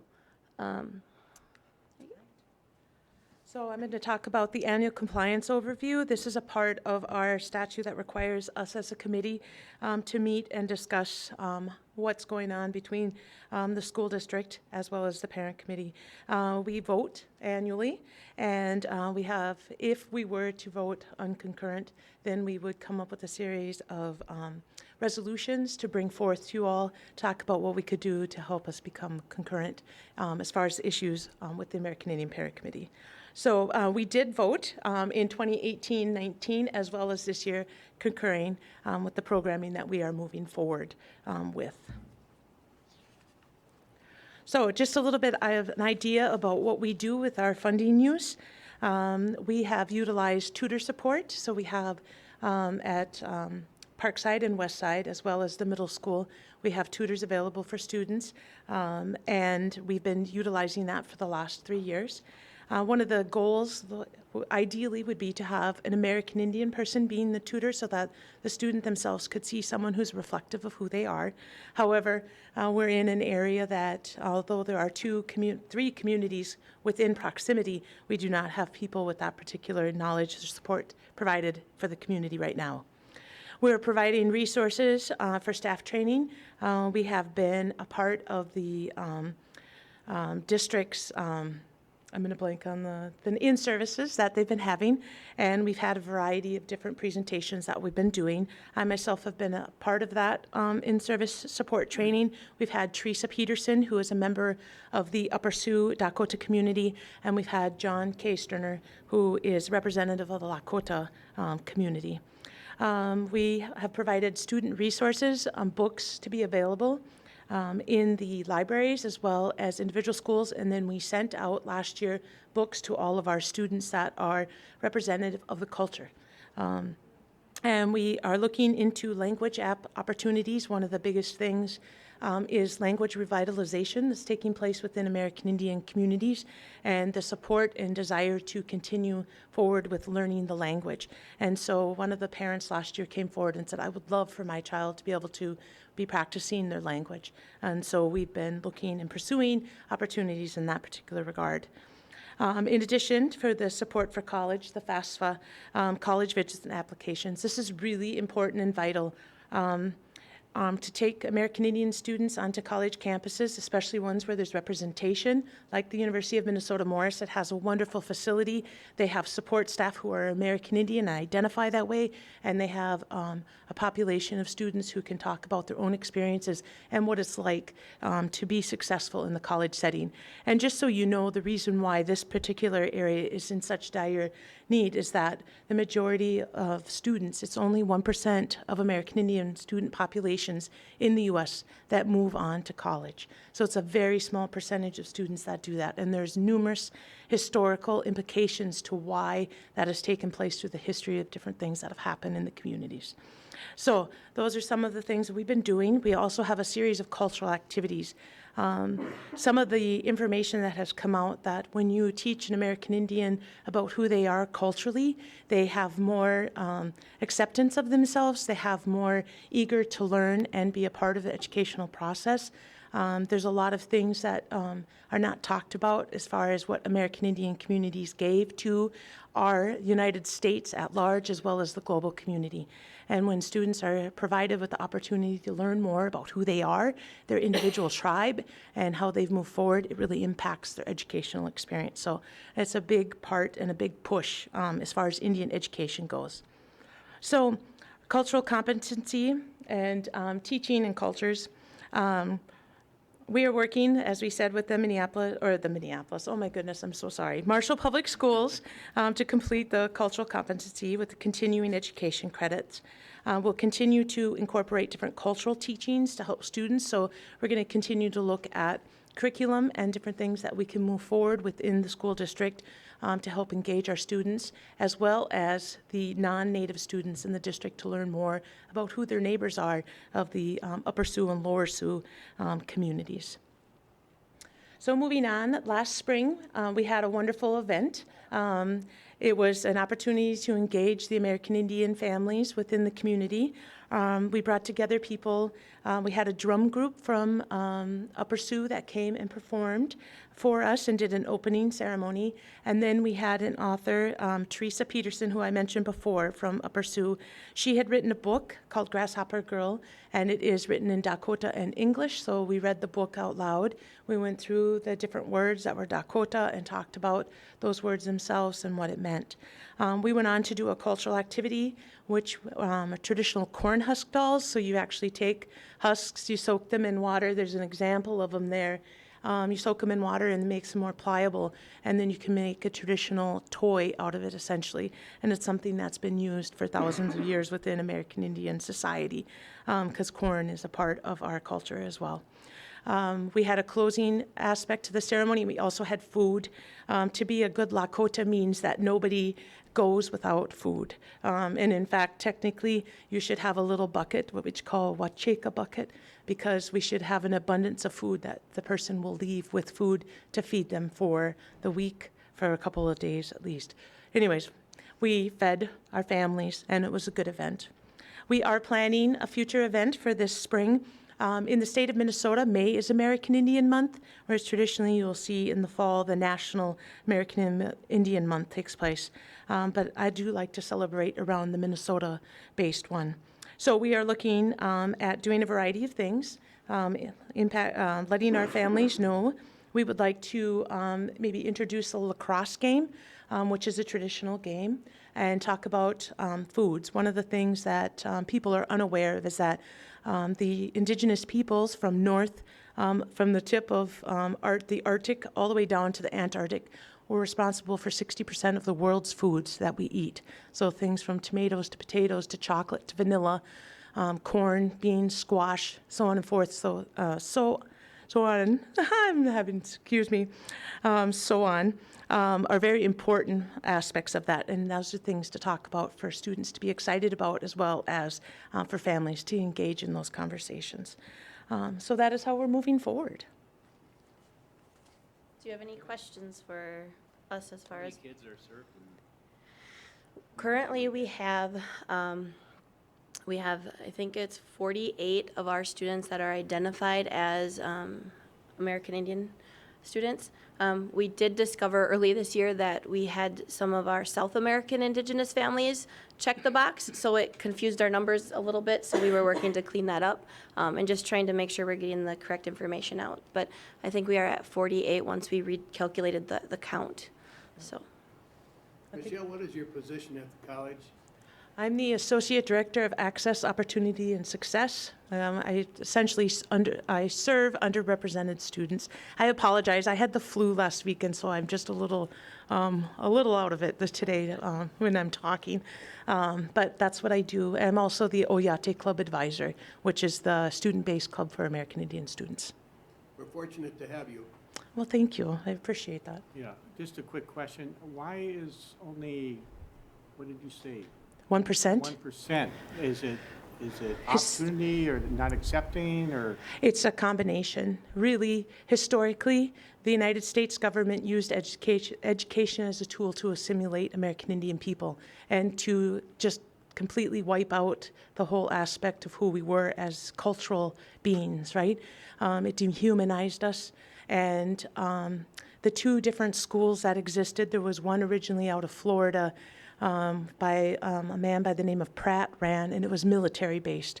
And then you look at the different boarding schools that existed, and they essentially treated children so terrible. If you want to read about it, there's a wonderful book called The Middle Five by Francis Lafreche, and it talks about just the ordeals and the turmoil that the students went through. They were essentially beaten if they spoke their own language. Oftentimes, the schools that they were moved to were over 500 miles away from their homeland. So if they left, they had nowhere to go because they didn't know where to go. So are we making better?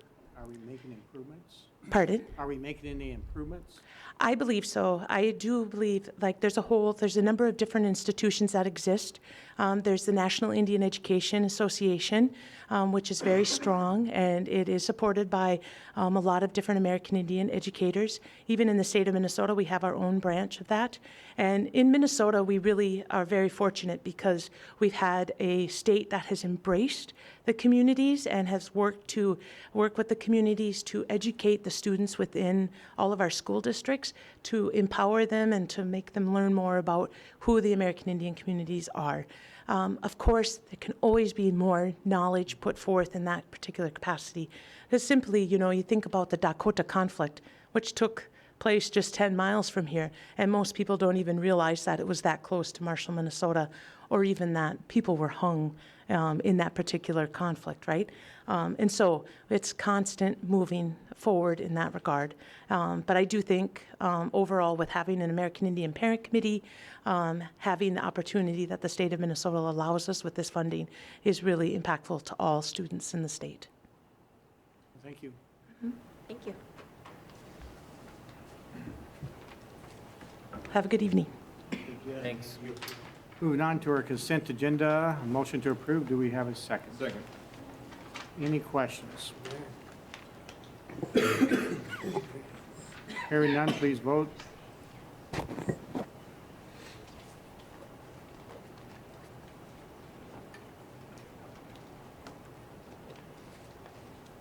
It is approved.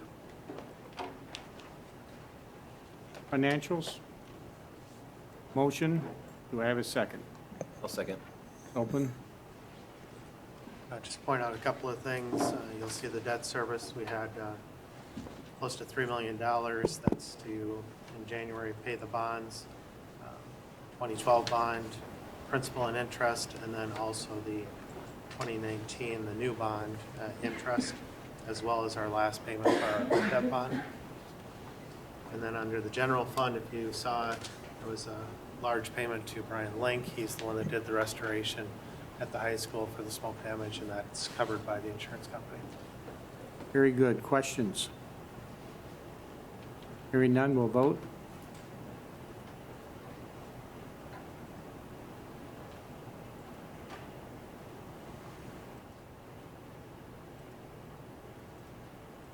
Is approved.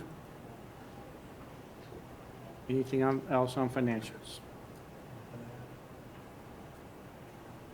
Moving on to our board forum. Anything anybody like to bring up?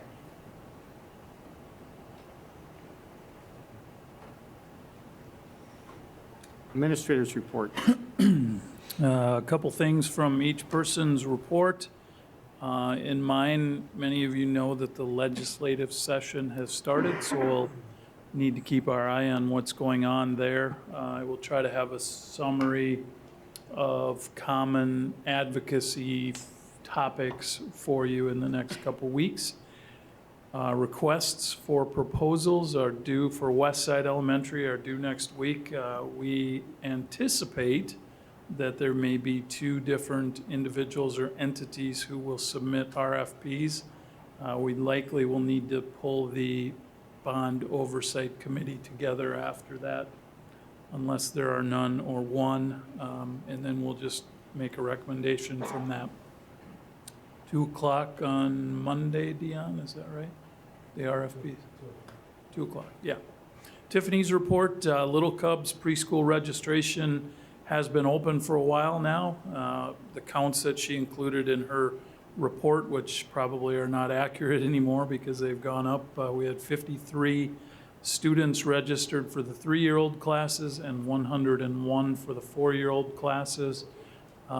I want to say that we had 179 students, 3 and 4s at the beginning of February, but I might be off on that a little bit. So just for comparative purposes, we have a ways to go. We still have openings as far as I know. There is a snowball father-daughter dance coming up on February 28th. So far there are 65 who are registered for that. In Darcy's report, she included some pretty detailed information about a program called Imagine Learning, which is being used to support our EL or our multilingual learner students. So you might want to read that if you haven't done so already. March 12th from 4:30 to 6 o'clock p.m. is kindergarten registration and open house, and volunteers are needed. So if any of you have some time on March 12th from 4:30 to 6, just to help people find different things, answer questions, hand out materials, Parkside will take your assistance for that. In Eric's report, among other things, he noted that Westside donated 392 pounds of food to the Marshall Food Pantry, which was enough for 302 meals, so good job for doing that to Westside. In Mary Kay's report, 8th grade students, as part of a career exploration focus, which has kind of expanded over the years, they've now completed, 8th graders have now completed 5 lessons on the MCIS Minnesota Career Information System, which really leads them right into registration for their 9th grade year. Just starting to help them think about careers, which kind of used to be maybe when you were a senior you would think about it, and now we want kids to think about that much earlier. Not make decisions, but at least have ideas and be exposed to various careers. And then there is a social emotional learning committee in the middle school who have created 4 lessons and working on a variety of things, so I'd encourage you to read about that. Brian's report, he shared that the site continuous improvement plan for the high school, the results through the end of the semester, semester 1 were kind of mixed in terms of students passing their classes at the end of the semester. Obviously, we'll measure that at the end of the 2nd semester as well, but it was kind of an interim status check, if you will. And David Rebay and Grant Hoff were finalists. They advanced to the finalist level. They were semifinalists, and now they're finalists for the National Merit Scholarship Program, so congratulations to both of them.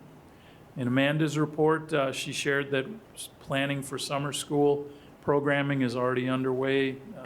You would recognize that because you've authorized hiring staff for those programs. And Amanda does, if you haven't looked at her reports lately, she does kind of a neat thing with what's called a sneak peek at Maytech Learning. And in her report now, she had some information about art, creative writing, speech, journalism, and introduction to literature. Bruce's report, some bad news. The State High School League, if you don't know, is in a financially challenging position. Our fees for next year are going up 56%. I think from $3,100 up to $4,600 and some dollars.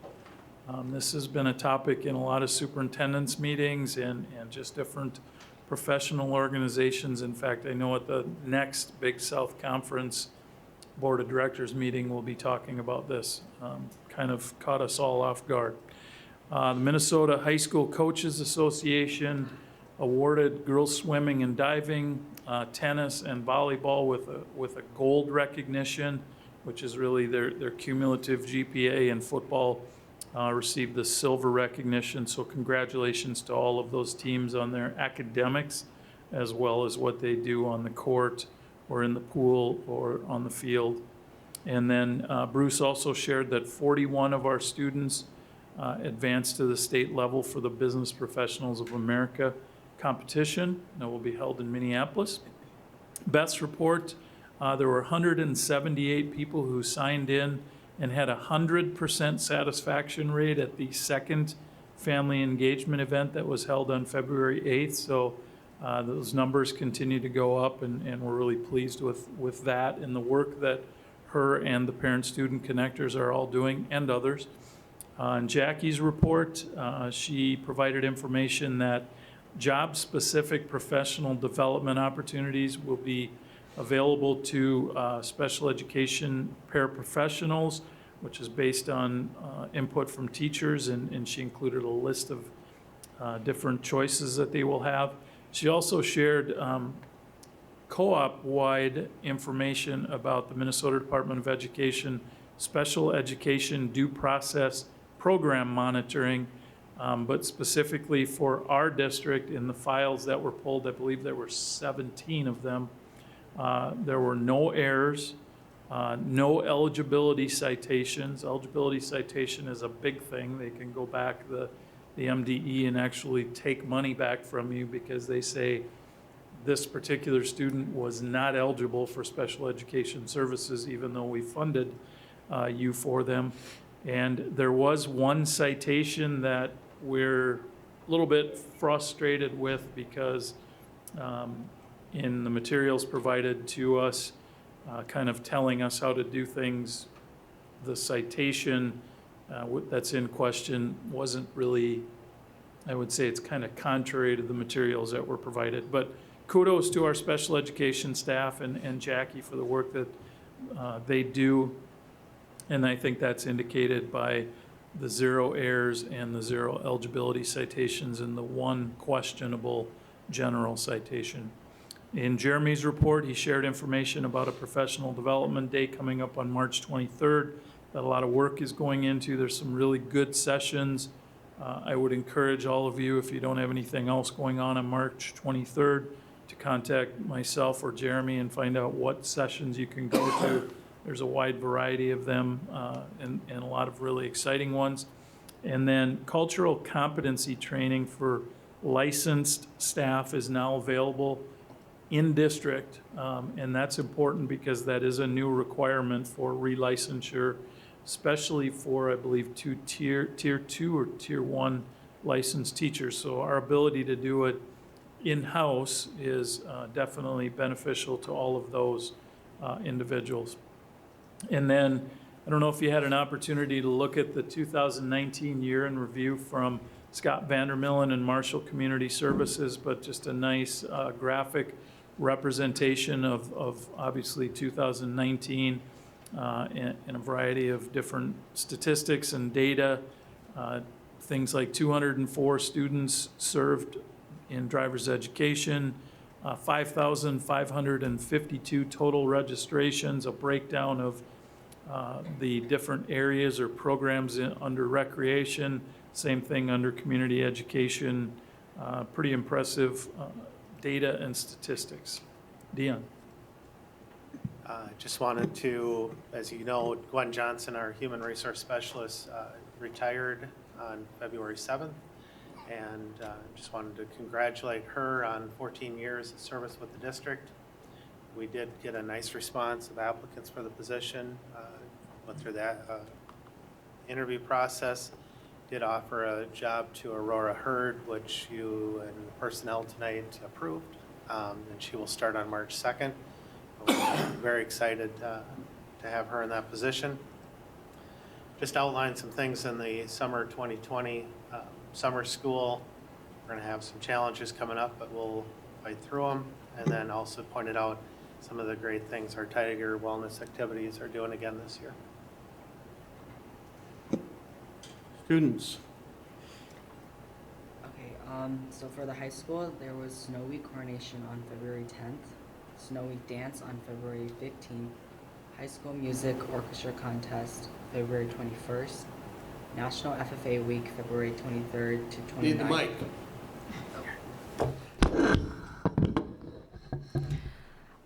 And then MHS Speech Spotlight February 28th.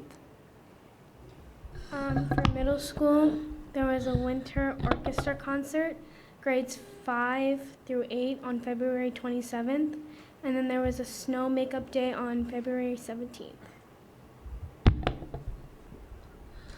Very good, thank you. Moving on to our discussion items, the preliminary budget of 2021. So in January, we started the office started to put together some numbers for the what I would call a very preliminary budget for next year. What the teachers have settling on their contract, we were able to put in pretty close to the salary and benefits for next year on them, and the non-certified, estimating the settlements. We have to negotiate non-certified staff this year in the rotation, along with some of the other putting together some of the other figures. We're looking at, preliminarily looking at a $251,000 deficit spending in the general fund for next year. That's a moving target. As you know, even tonight, learning about the Minnesota High School League activities going up, so that'll change things. 56%, yeah. Yeah, so we'll keep working on that, and then plan on meeting with each building principal as well as some of the other departments to go over some of the building budgets, the capital budgets, and then we'll polish those numbers out a little more to present in June. The only other one I wanted to point out, the capital outlay, it shows a deficit spending of $514,000. That's preliminary also. With us doing our roofing project, the 3-year roofing project in 1 year, we did the LTFM bond, which moves some of the revenue from the capital revenue to debt service. So instead of the $1.2 million in LTFM that we typically get, that'll be less, about $400,000 the next 4 years as we pay that LTFM bond back. But with that, we did not change anything currently in our 10-year plan for LTFM, so that's why you see the expenditure is still at $1.8 million. Scott and I, along with Warren, with the information that ICS provided on that facility study, we'll go through that and we'll be presenting a 10-year facility, hopefully a detailed facility plan to the board, and so that number might be adjusted. One thing, another thing, Deanne talked about, the projected preliminary deficit for next year is almost $252,000. We've met with Deanne and I have met with the Finance Committee 2 times, including before this meeting. And as part of the budget process each year, we do, Deanne reached out to all of the administrators and essentially said, what, if any, needs or wants do you have, and why, and also what, if any, potential reductions might you have, and explain those. There were 10 different additional expenditures or ideas, programs, staff, whatever, that were provided to us that totaled a little over $515,000. I would love to sit here and tell you that I think we're in a position to add all of them. In some years we have been. This year with the deficit already at $250,000, I don't think we're in that position. I believe that is supported by our Finance Committee. However, we'll continue to look for ways to address some of the needs or wants that the administrators have brought forward. We always want to be able to do what we can for our students and staff and buildings. The one proposal that Deanne and I shared with the Finance Committee today that has their support, again, they can speak up if they want to, based on projections and number of hours and number of students for special education next year. We believe that we're going to need to add some additional paraprofessional time, which is not uncommon, as you know. And that is the one recommendation that Deanne and I shared with the Finance Committee, that we would like included on an informal basis as we move forward with the budget creation, and that addition would put the deficit over $300,000. So I'll get more input from all of you, or if you have individual input that you would like to share with me, by all means, please do that. But Finance Committee, I don't want to speak for you, but I think I'm summarizing that we would like to be able to do everything, but we're not necessarily, we don't feel like we're in a financial position to do that. However, as we move forward, we'll include the additional costs for more special education paraprofessional time. Is that accurate? As each of us sits here, we know that special ed staffing is dictated by an IEP, which is law. So, you know, the increase there based upon what Jackie is recommending and kids moving in and the needs of kids moving from building to building, it's a cost we need to incur. Part of the problem is we know that we're not well reimbursed by the state and federal. I mean, they haven't come close to fulfilling their promise. So there'll be additional costs for us that's not reimbursed as we'd like. So it's not an action item, it's an informational item. Again, you're always free to sit down with either Dion or I and go through the specifics of the budget, or kind of as we move forward where we're at, if you have questions. However, that is one of the reasons that we use a Finance Committee. Thank you. This is our first review of policies 407 through 413. Any questions or comments?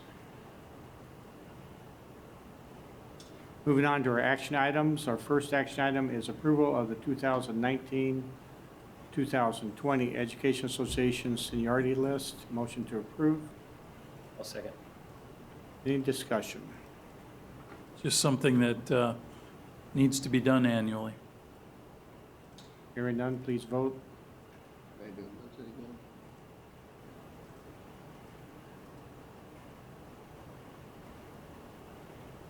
It is approved.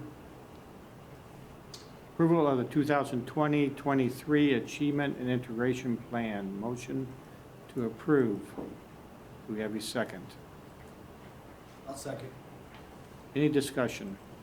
Every 3 years, we put together an achievement and integration plan that is accompanied by a budget. We certainly can, Dion will need to answer specific questions, but our budget needs to align with our plan. Jeremy and others have done a really nice job trying to make some tweaks to our plan, and have included some things this time that we've not had before. Each year, we'll give you an update on this plan starting in 2021. Any questions? Hearing none, please vote.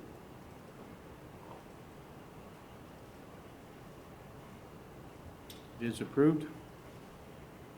Approval of the Maytech Cooperative Alternative Learning Center Agreement. Do we have a motion?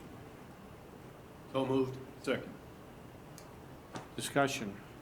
So this is a new requirement that very few of us were aware of, but Amanda Peterson has done a nice job of sitting down with me and sharing that the Department of Education has recently clarified that, I'll say their stance on if a district is going to offer an alternative learning center, which is different than an alternative, an ALP, so an ALC and ALP are different. In order to receive funding and have an ALC, we need to have a cooperative agreement in place with other districts. So I asked Tricia to go back, I think it was 3 years maybe, and pull up the districts, the students that we serve most often, and those are the ones who are included in the agreement. So most often we serve Lakeview, Minneota, RTR, and Tracy students. I've communicated this agreement and the need for it with all of their superintendents. They're in favor of it. They've told me that their boards will approve it at their next meeting. One of them, I think it's Tracy, has already done that. Admittedly, I begged, borrowed, and stole this from another school district, but it outlines sort of how we need to operate now with this cooperative agreement in place. And it's a good thing. It'll give us a chance to meet with the districts whose students we often serve and make sure that we're hearing their input if they have any. Very good. Any questions? Hearing none, please vote.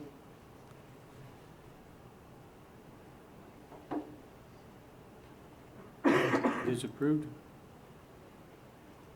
Authorization to submit American Indian Annual Compliance Report. Motion to approve. Need a second. I'll second. Fighting down there. Any questions? Hearing none, please vote.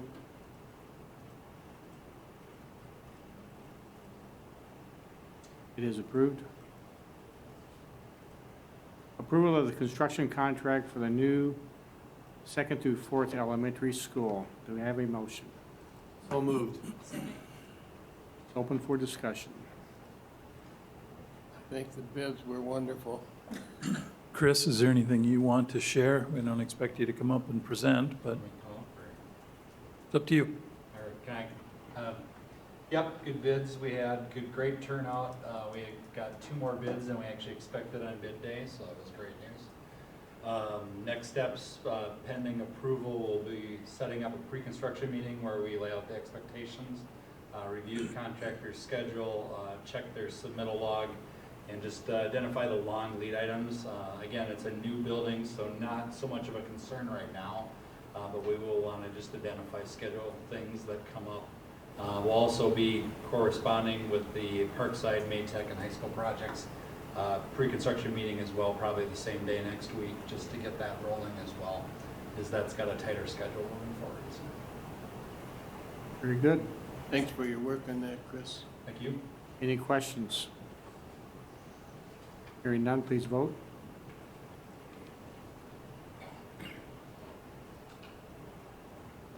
It is approved. Approval of our sanitation service contract. Motion to approve. Do we have a second? Second. Any discussion? I just wanted to point out, as you're looking through the top portion, the recommendation is to go with Southwest Sanitation. The top portion, the day-to-day waste management came in less, but the recycling, Southwest Sanitation came in quite lower, which just estimating would put probably a $600 savings per year going with Southwest Sanitation. Very good. Questions? Hearing none, please vote.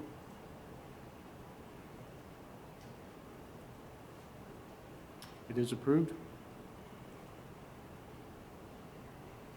Approval of the 2020 Parkside Carpet Installation Bid. Do we have a motion? I'll move. And a second. Sarah seconded, okay. Open for discussion. Is this the last? Is this for the last? Yeah, this is to finish up the carpet project at Parkside, including the new additions. This is the labor portion. The carpet is ordered through Hiller Commercial Flooring, which is part of the cooperative purchasing. So we get discounted pricing for that. Any other questions? Hearing none, please vote.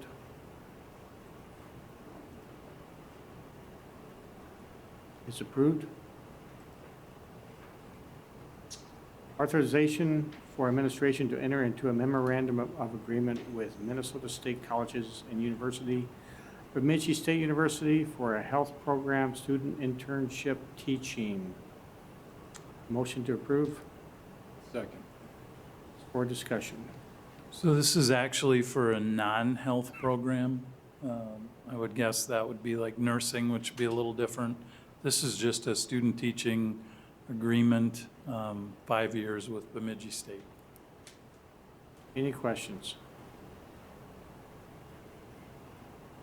Hearing none, please vote.